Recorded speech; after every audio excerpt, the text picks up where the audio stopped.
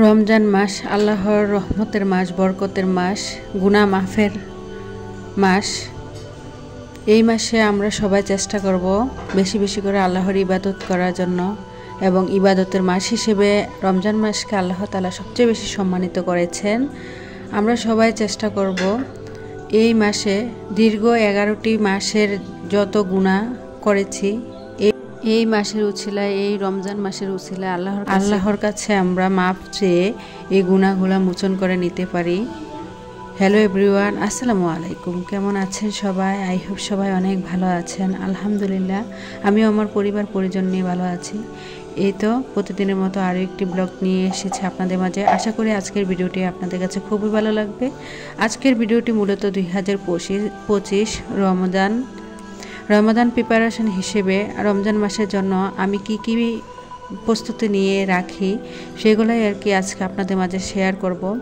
আর রমজান তো প্রায় এসেই গিয়েছে, আর মাত্র 8 থেকে 9 দিন মনে হয় বাকি আছে।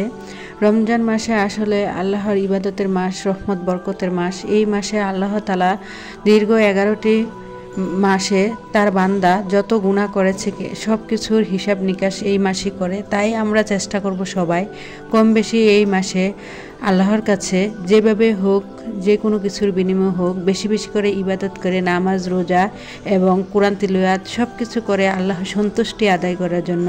এদিক দিয়ে আমি কিন্তু অফ ক্যামেরাতেই আজকে সকালে নাস্তাটাকে খেয়ে নিয়েছি। তারপর অফ ক্যামেরাতে পুরো বাসাটাকে গুছিয়ে নিয়েছি। তারপর চলে এসেছি রমজানের প্রিপারেশন নেয়ার জন্য।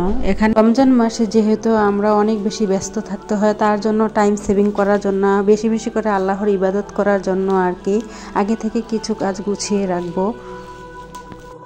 তো টিপস এবং আগে থেকে যদি অনেক কাজ গুছিয়ে রাখি তাহলে দেখা গিয়েছে যে রমজান মাসে আমরা অনেকটা স্বস্তি ফিল করতে পারবো আর কি। তার জন্য রমজান মাস উপলক্ষে আমি রমজান মাসের আগেই কিছু ফ্রোজেন আইটেম করে রাখি। যেদিন দেখা গিয়েছে আমার কাজের চাপ অনেক বেশি বেড়ে যায়, সেদিন আমি দেখা গিয়েছে ওইগুলা নামিয়ে জাস্ট ভেজে তারপরে ইফতারি করে নিই আর কি। এদিক দিয়ে আপনাদের সাথে কথা বলতে বলতে কিন্তু আমি এখানে আজকে 4 রকমের আর কি ইফতারি আইটেম ফ্রোজেন করব। তার জন্য আগে থেকে একটা যে পাতাকপি, তারপরে কিছু মুরগি আর কি সিদ্ধ করে, মুরগির যে বুকের অংশের মাংসটুকু থাকে এগুলো সিদ্ধ করে একটা সমোসা এবং কি রোলের জন্য আর কি একটা পুর তৈরি করে নিয়েছি। আর এদিকে আর কি 2 কাপ ময়দা দিয়ে তারপরে নর্মাল টেম্পারে থাকা পানি দিয়ে একটা রুটির ডো তৈরি করে নিয়েছি। আর আমরা সবাই তো কম বেশি রুটির ডো তৈরি করতে পারি। তো এখন একে একে আর কি রুটিগুলোকে আমি ছোট ছোট আকারে বেলে নিয়েছি। এখানে 5টা রুটি একসাথে করে আর কি আমি দিয়ে একটু পাতলা করে সমোসা এবং রোলের যেই সিট হয় ওই সিটগুলো আর কি একে একে তৈরি করে নেব। এদিক দিয়ে কিন্তু আপনাদের সাথে কথা বলতে বলতে আমি কিন্তু 5টা রুটি একসাথে করে নিয়েছি। দেখতেই পেয়েছেন, একটার উপরে বেশি করে আটার গুঁড়ি দিয়ে আবার আরেকটা দিয়ে এভাবে করে 5টা রুটি একসাথে করে নিয়েছি। আর এখন কিন্তু রুটিগুলো বেলে নিচ্ছি। বেলে তারপর চলে এসেছি একটু চুলা হালকা একটু আগুনের তাপে আর কি সিটগুলোকে হালকাভাবে গরম করে নেব। যার কারণে দেখা গিয়েছে সিটগুলো একে একে উঠে আসবে। আর সিটগুলো কিন্তু যখন আগুনে দিয়েছিলাম অনেকটা বেশি গরম লাগছিল। আপনারা কিন্তু খুব সতর্কভাবে এই রোলের সিটগুলো একটা একটা করে তুলে নেবেন। আমিও কিন্তু একটু ঠান্ডা করে তারপরে একটা একটা করে রোলের সিট তুলে নিয়েছি। আর হাত দিয়ে তো দেখিয়ে দিলাম আসলে সিটগুলো কতটা পাতলা হয়েছে, দেখে বুঝতে পেরেছেন কিনা জানি না। তারপরে এখানে চলে এসেছি আর কি একটা পাতলা হাফ কাপ ময়দা এখানে আর কি পাতলা করে একটা ডো তৈরি করে নেব। ভিডিওর এই পর্যায়ে এসে যে সকল প্রিয় আপু এবং ভাইয়ারা আমার ভিডিওটি দেখতেছেন এখনও একটি লাইক দিতে ভুলে গিয়েছেন, প্লিজ ভিডিওটিতে একটি লাইক দিয়ে অবশ্যই কন্টিনিউ করবেন। আপনার একটা লাইকই পারে আমার ভিডিওটি আরও অনেকের কাছে পৌঁছে দিতে। আপনার জন্য হয়তো লাইকটা কোনো মূল্যবান না, তবে আমার কাছে এই লাইকটা আপনাদের অনেক মহামূল্যবান। আমি জানি আমার প্রিয় আপু এবং ভাইয়ারা অনেক বেশি ভালো, আর লাইক দিতে কখনোই ভুলেন না। তার কারণে আবারও একটু মনে করিয়ে দিচ্ছি। এদিক দিয়ে যে রোল এবং সিটের সমোসার জন্য যেই সিটগুলো তৈরি করে নিয়েছিলাম, এখন এগুলো আর কি একটু শেপ করে কেটে নিচ্ছি। আর যেই কাটা অংশগুলো কিন্তু আমি ফেলে দেব না, এগুলোও কিন্তু ভেজে আমি সমোসাতে ব্যবহার করব। তাই এদিক দিয়ে একটু সমানভাবে কেটে নিয়েছি আর কি। আর এখন একে একে কিন্তু রোল বানাবো, রোল বানানোর প্রস্তুতি। তবে মানে এক একজন এক একভাবে সিট বানায়, কেউ আছে পাতলা করে ডো তৈরি করে মানে ফ্রাই প্যানে দিয়ে বানায়, কেউ আবার এইভাবে বানায়।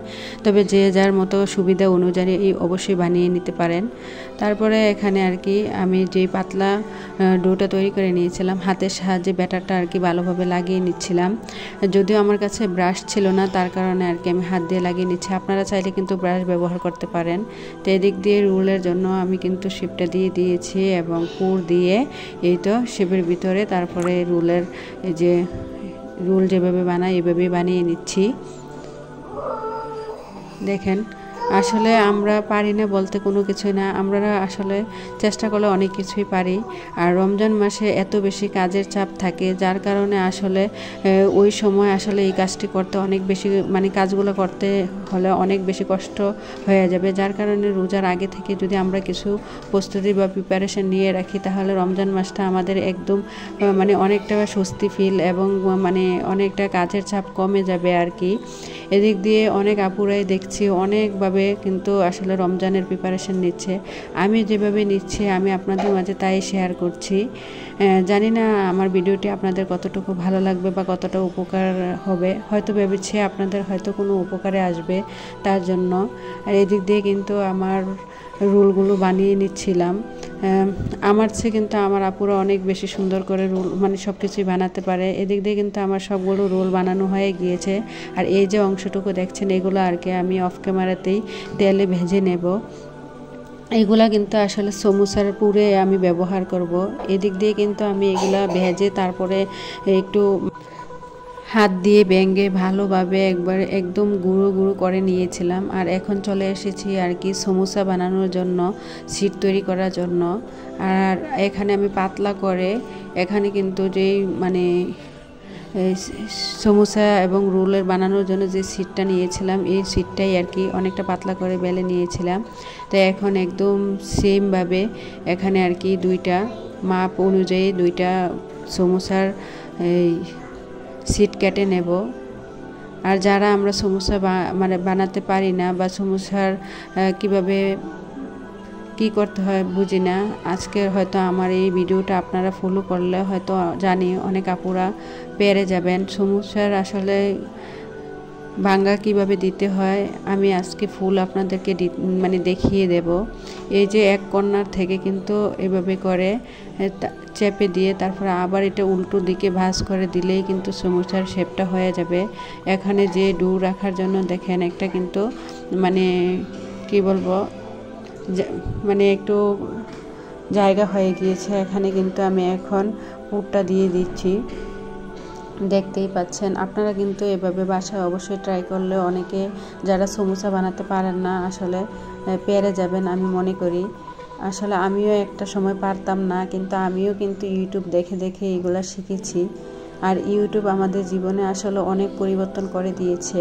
আসলে মানুষ যা না পারে তা কিন্তু ইউটিউব দেখে দেখে অবশ্যই মানুষ চেষ্টা করলে সবই পারে।